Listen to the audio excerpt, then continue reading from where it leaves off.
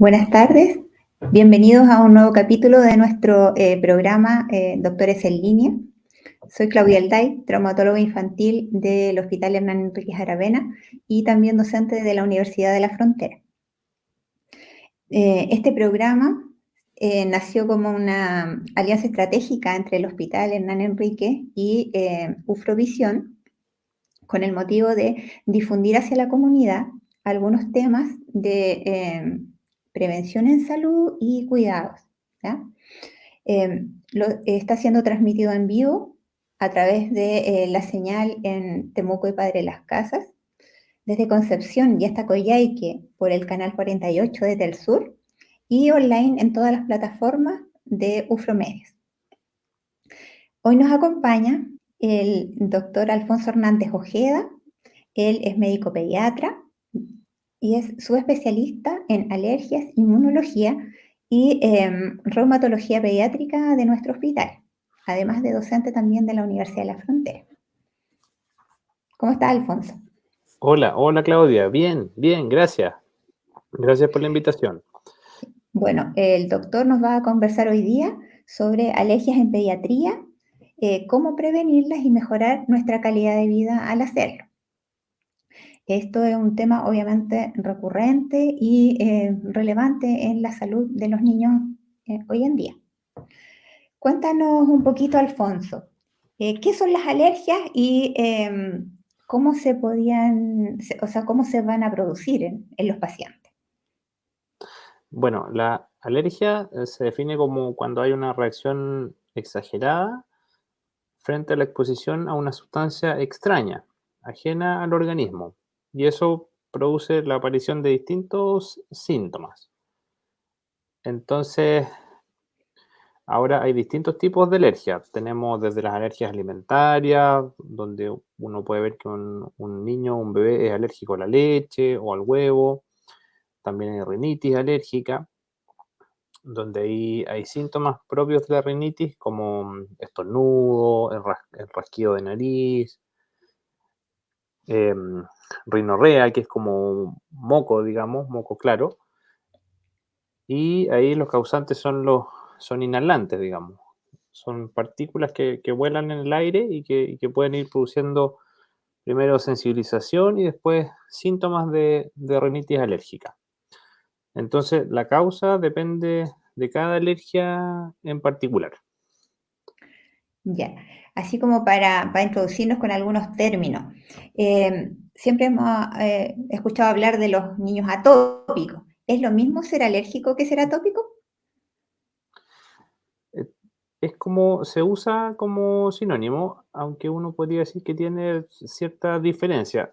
El atópico se refiere a como a un fenotipo, es decir, aquel niño que es como ojeroso, de piel seca y que puede tener algunas enfermedades alérgicas.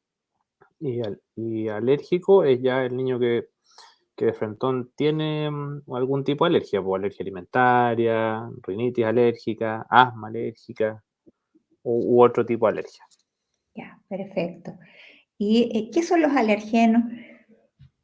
Bueno, los alergenos son aquellas sustancias que son capaces de producir respuestas alérgicas.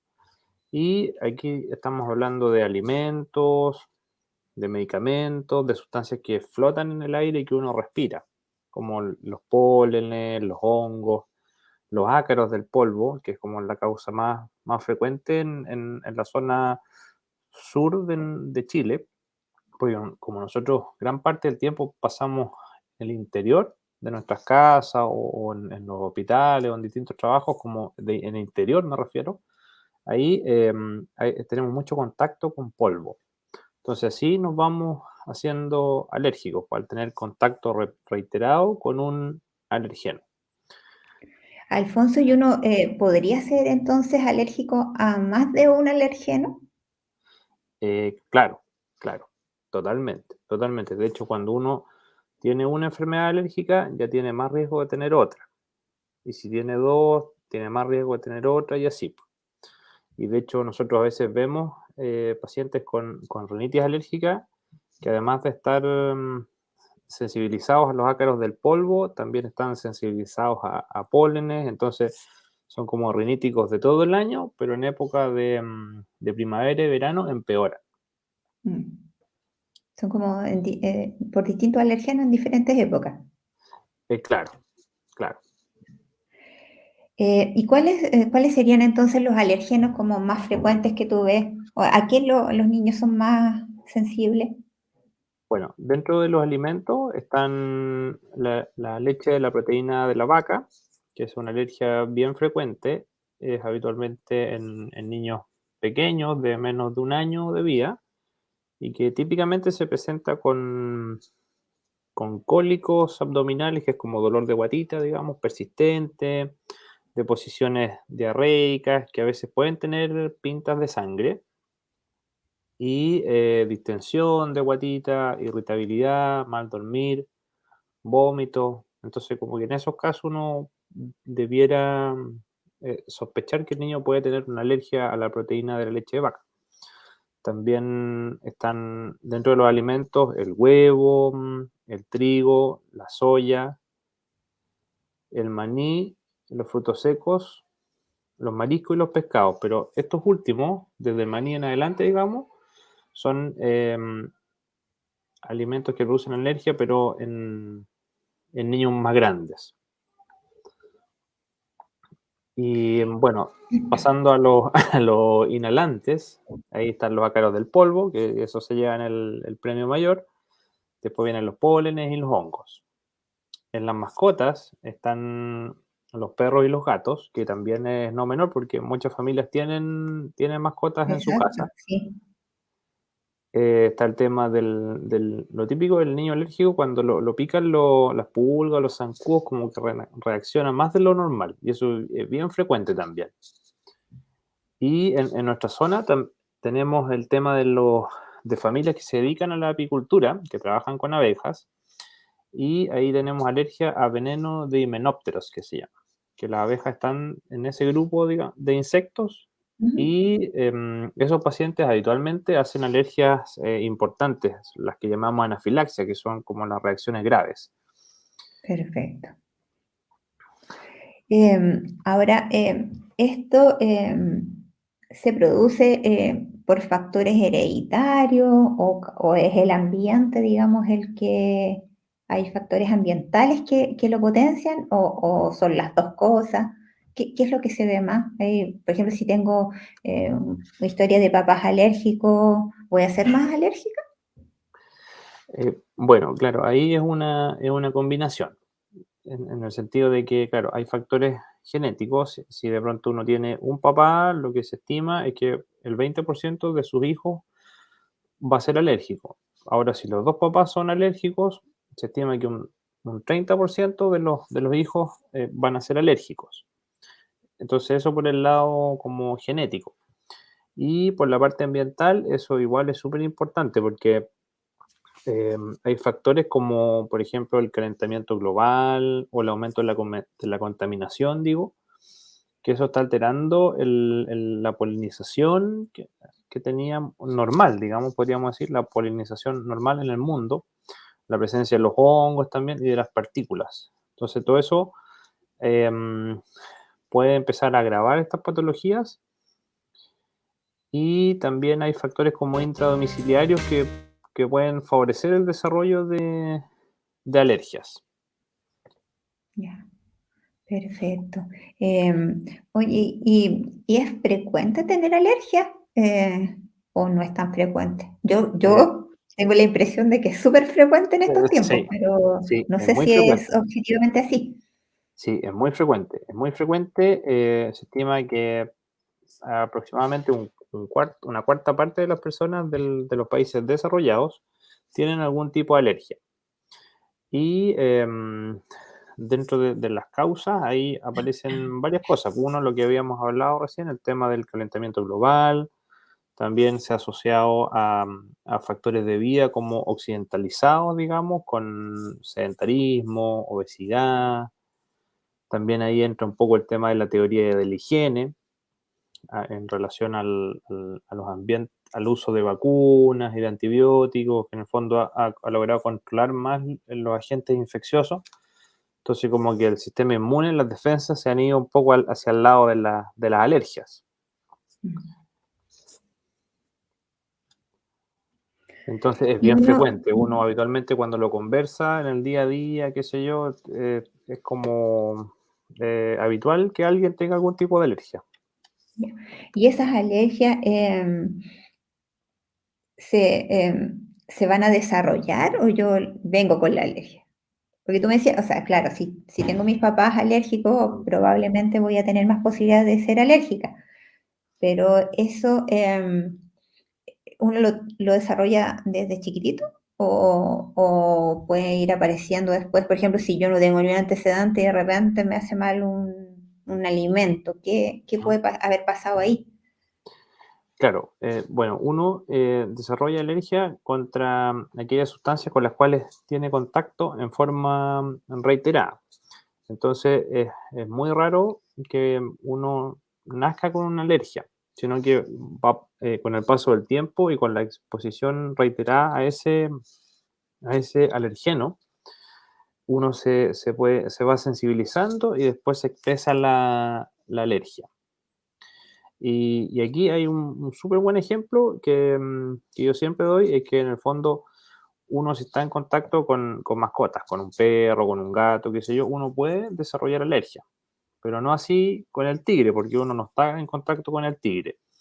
Sin embargo, una persona que trabaja en un circo y que tiene contacto con tigres, sí podría hacerse alérgico. Perfecto.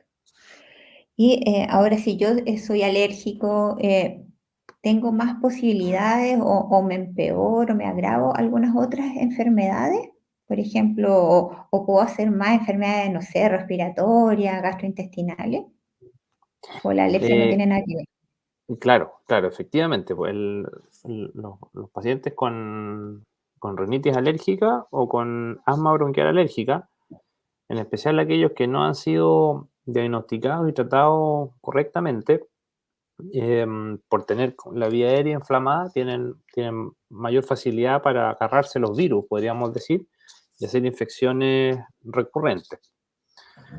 Entonces, es súper importante eso, porque en el fondo tener en cuenta cuáles son los síntomas que hacen sospechar una alergia y que ese paciente sea evaluado y tenga un buen tratamiento para prevenir esas complicaciones. Y bueno, volviendo un poco a ese, o sea, tomando lo que tú dices, ¿cuáles son los síntomas que causa la alergia? ¿Cómo uno se puede dar cuenta?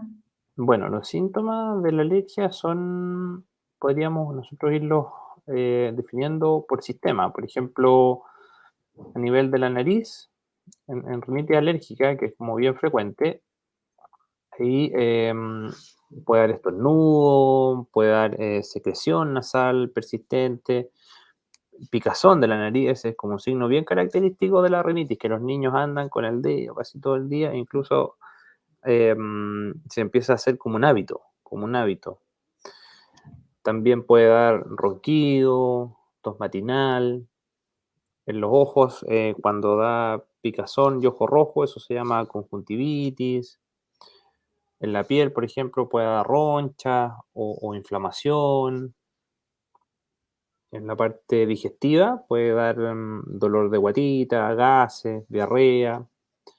Y la forma más grave, que es cuando hay compromiso de dos órganos, eso se llama anafilaxia. Y ahí, por ejemplo, si un niño está muy hinchado y además con ronchas y está con dificultad respiratoria y como que se está ahogando, eso es una anafilaxia, porque ahí ya tenemos compromiso de dos órganos, pues mucocutáneo y respiratorio. Y cómo, porque, está bien, yo, por ejemplo, tengo un niño que puede tener, no sé, mucosidad nasal, ¿cierto? Ojos medios rojos, lagrimeo, ruidos un poco del pecho. ¿Cómo diferencio eso, o sea, la alergia, de un resfrío, por ejemplo? O un cuadro más importante, una bronquitis obstructiva, no sé. Claro, esa es una súper buena pregunta, especialmente en esta época. En general, los cuadros infecciosos son más agudos y, claro, dan dan rinorrea, que es como un moquito, ¿cierto?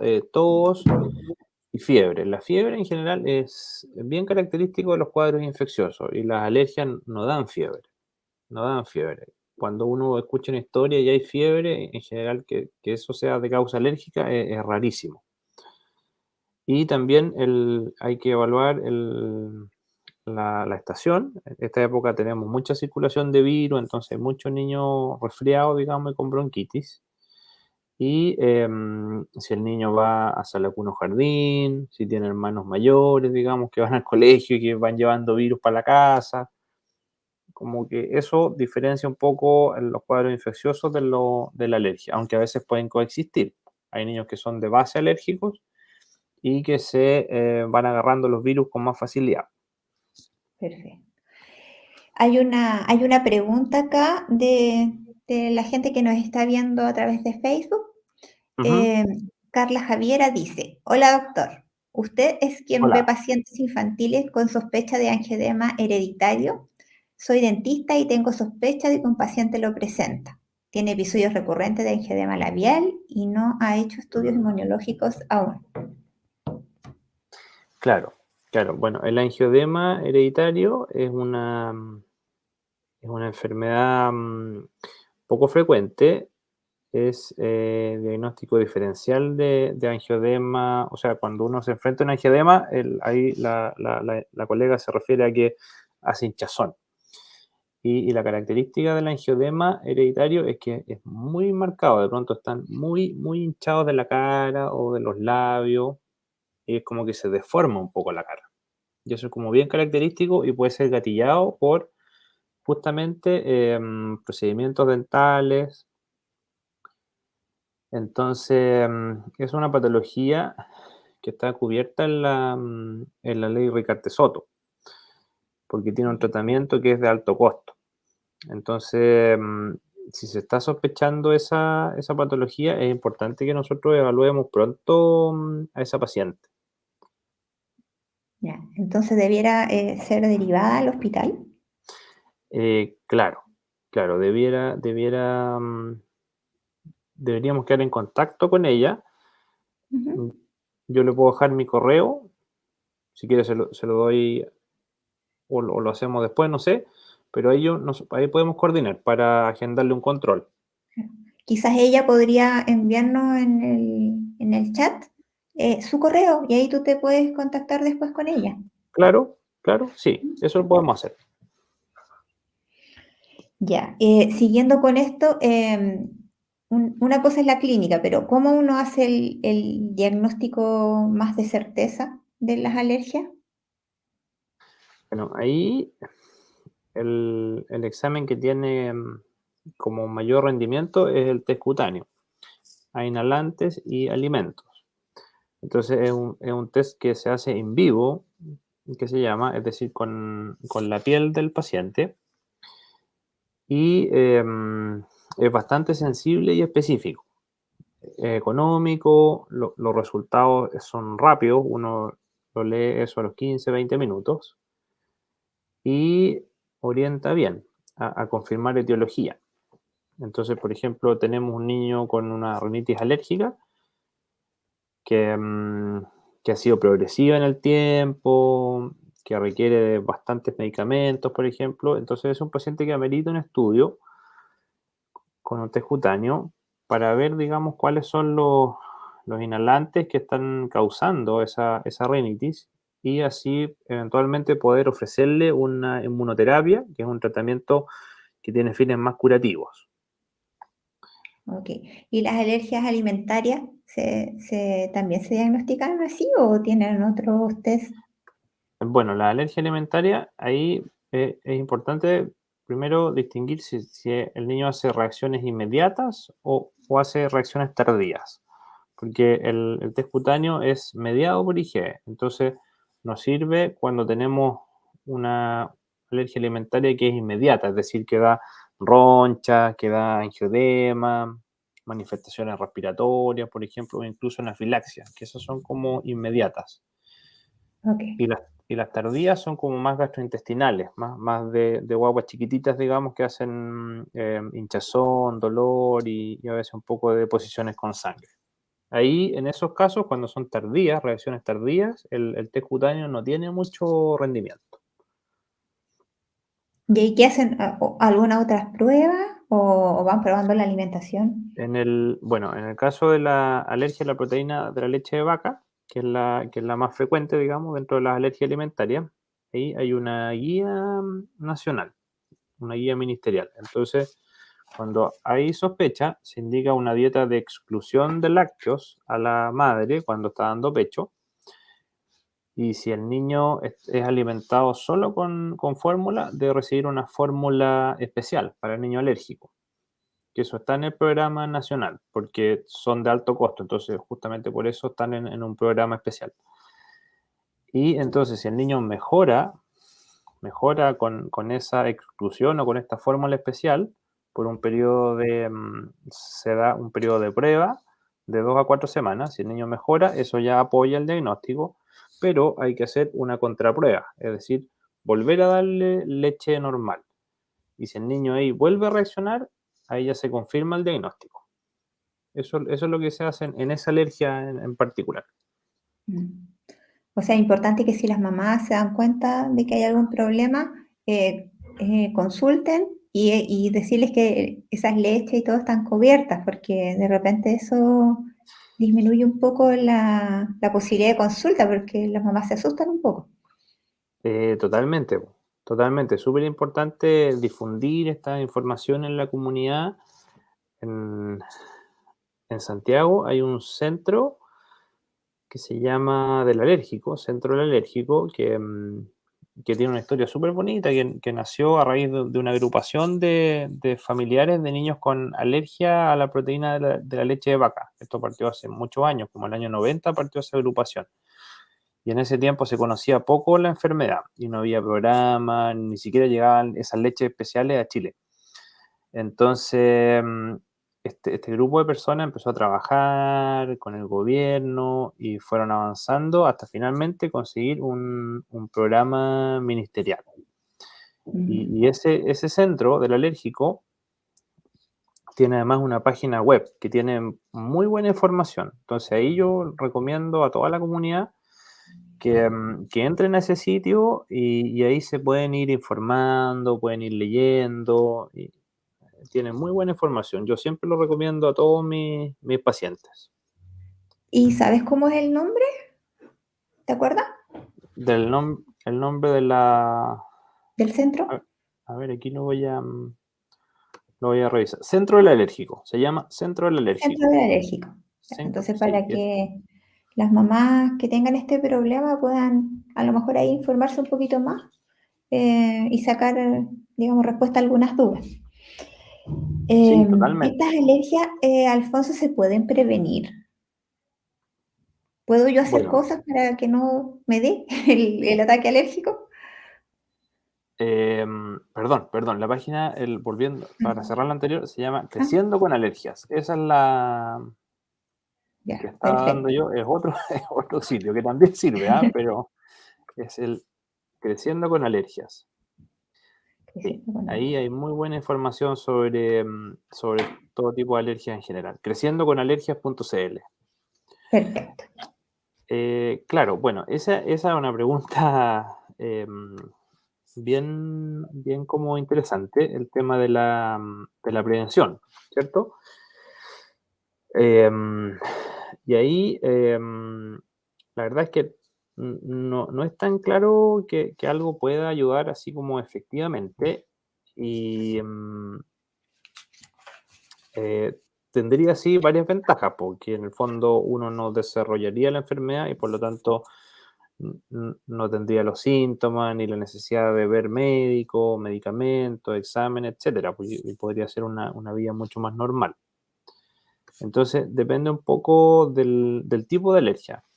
Por ejemplo, en alergia a alimentos, como yo le mencionaba recién, si bien no hay nada como muy, muy claro, sí hoy en día los estudios apuntan a que las mamás durante el embarazo se deben alimentar de forma normal y saludable sin hacer restricciones, porque a veces eso uno ve en la práctica clínica, que a veces en la comunidad se piensa que si durante el embarazo uno deja de consumir algún alimento, el niño no se va a hacer alérgico a ese alimento. Y es todo lo contrario, la idea es que se haga una alimentación normal por parte de la madre. Luego, una vez que el bebé nace, es importante que reciba de preferencia lactancia materna exclusiva durante los primeros 6 meses de vida al menos. Eso es como lo ideal. Y desde los 6 meses entonces comenzar a incorporar alimentos progresivamente con la idea de que al año de vida ya el niño esté comiendo de todo. Y eso igual es como un concepto relativamente nuevo, porque antes estaba la idea de que había que incorporar tardíamente algunos alimentos en la vida de los niños para que los toleren bien. Y hoy en día, extrapolando de algunos estudios, en niños con dermatitis atópica y alergia al maní, ahí se compararon dos grupos y se vio que en el grupo donde se incorpora precozmente el maní, los niños desarrollan menos alergia a frutos secos. Entonces, extrapolando de ese estudio, uno podría decir que lo ideal es que el niño al año de vida ya esté comiendo de todo, y la excepción podría ser los mariscos, que en general por sabor, qué sé yo, a esa edad a veces no son mucho del gusto del bebé, entonces podríamos dejarlo para un poco más adelante. Y perdón, en los alimentos también está harto en boga en las redes sociales el tema del uso de los probióticos, Ujú. como para prevenir el desarrollo de alergia alimentaria. Pero tampoco está tan claro, su rol. Entonces, por ese motivo, uno nos lo recomienda como de rutina, digamos. Ya. Y lo otro, ¿cómo uno puede prevenir los alergenos de otro tipo? Digámoslo, ¿qué tiene que hacer para evitar que hayan alergenos, por ejemplo, en la casa, para la gente alérgica al polvo? Claro, ahí, claro, eso es un poco más complicado, pero sí hay algunas medidas que pueden ayudar. Entonces, ahí lo que se recomienda es que todos los objetos que contienen polvo, digamos, en la habitación del niño, tratar de retirarlos dentro de lo posible, es decir, guardar los peluches en otro lugar, ojalá que no tenga alfombra, si hay frazadas que sean lavadas periódicamente. Y el aseo también tiene que ser como semanal o 2 veces por semana, y lo ideal es que el niño no esté presente cuando se hace el aseo, porque si uno aspira, digamos, se va a levantar polvo. Entonces es importante también ventilar, eso es súper importante, ventilar y limpiar con paños húmedos para que no se levante el polvo. Eso es la parte como de interior. Y bueno, también en tema de hongos de interior, ahí es súper importante tratar de que no haya humedad en la pieza ni en la casa, idealmente. Entonces, ventilar bien, sellar los marcos de las ventanas, sacar los mohos de las ventanas, tratar de evitar las plantas de interior o las fuentes de agua en la pieza. Ok. Sí, y ahí como que lo más Oye, importante en realidad es ventilar bien. ya. Oye, y por ejemplo, todo esto que promocionan las aspiradoras o con agua o que son así como con filtros especiales, ¿sirve? Mm. Bueno, ahí algo, algo de evidencia hay en algunos estudios. Entonces, si uno tiene los medios, digamos, y el paciente es muy alérgico, yo creo que ahí se justifica. Ahí se justifica y puede usarse porque tiene un rol. Pero eso sí, aumentan los costos, eso es lo que pasa. Entonces ahí Ya, también entra el tema de que si es un tema como de negocio o si de verdad funciona. claro, Pero, como digo, hay algunos estudios que muestran que tiene un rol y que puede ayudar. ya. Bueno, aquí tenemos un comentario en Facebook de Ana Manic Fonseca. Dice, soy exfuncionaria del Hospital Hernán Enríquez Aravena y mis 4 hijos son alérgicos al polvo. pasto, ácaros y un alérgico a las picadas de pulga, el que llegó con cierre de vía aérea a la urgencia. Bueno, y me manda saludos. Sí, me acuerdo de ti, Anita. Em, eh, ¿Qué opinas de este comentario, Alfonso? ¿Es como recurrente esto, que en las familias hayan varios niños? Sí, sí, lamentablemente sí, po. Hay familias que tienen más carga genética alérgica. Entonces, tengo yo grupos familiares así, en que Sí, todos son alérgicos, cada uno en distintas medidas, pero siempre dentro del grupo hay uno que se lleva el premiado, porque es como el más alérgico de todos. Pero tenemos cosas por hacer, o sea, podemos hacer prevención, podemos hacer tratamiento.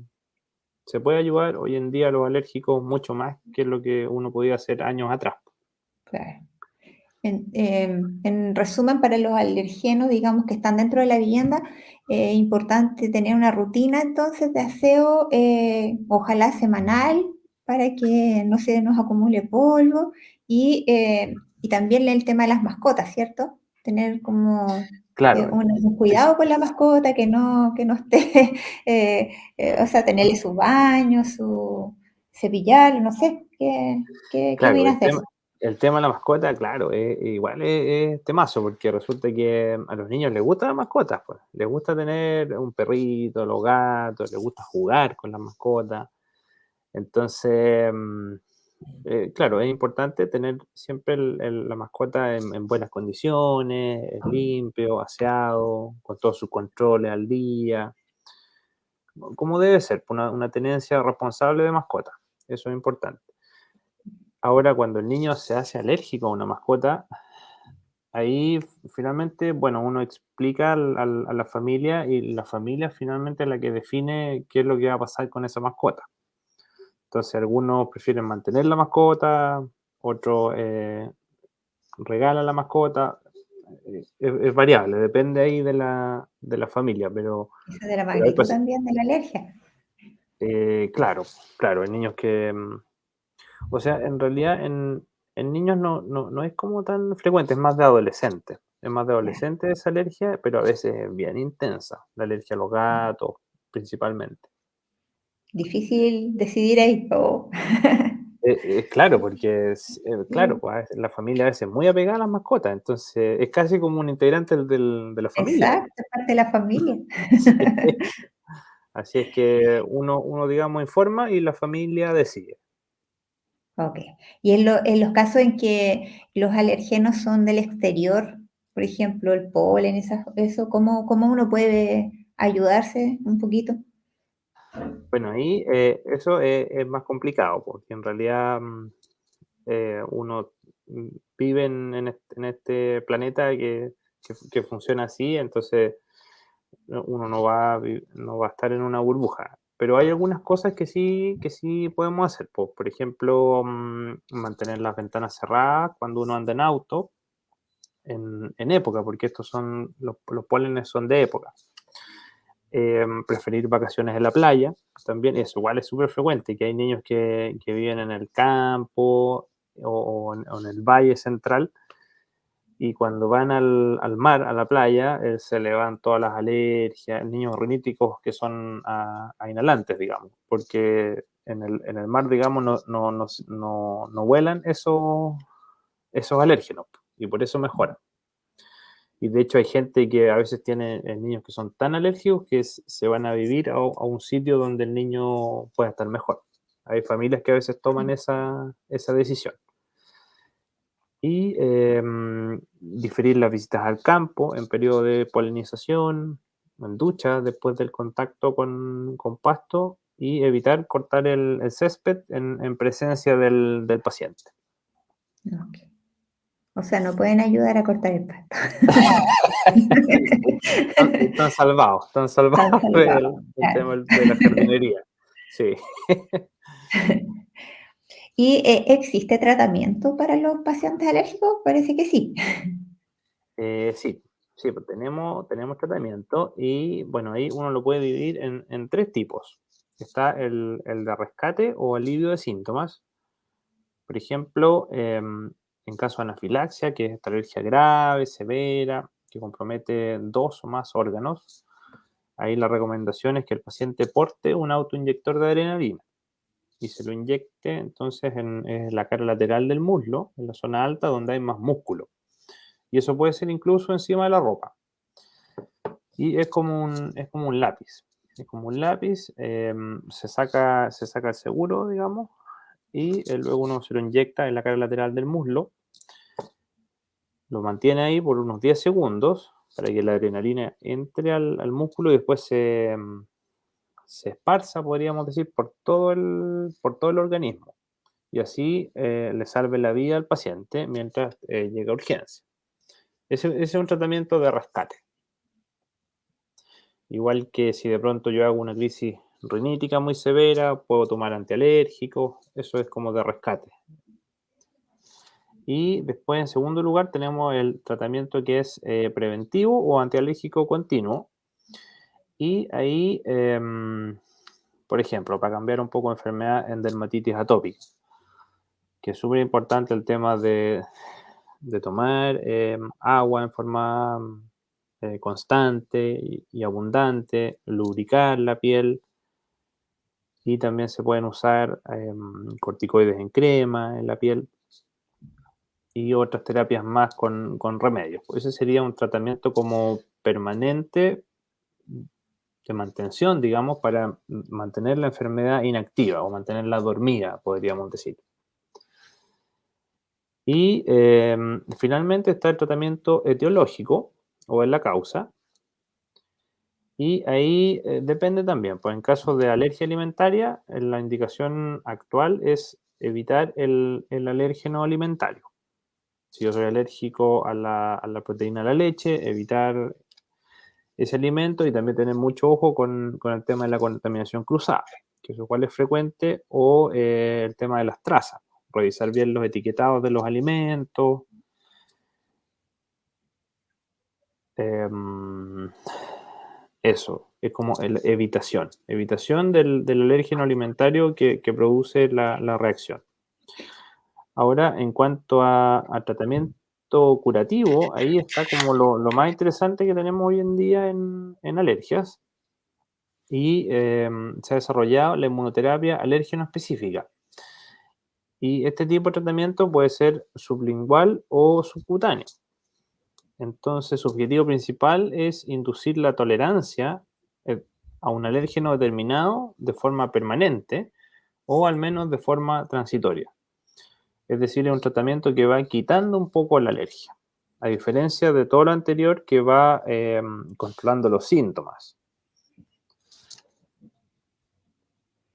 Oye, y en este caso el tema del tratamiento etiológico, eso es lo que uno escucha de repente, que son estas como vacunas para, para los alérgicos, ¿funcionan?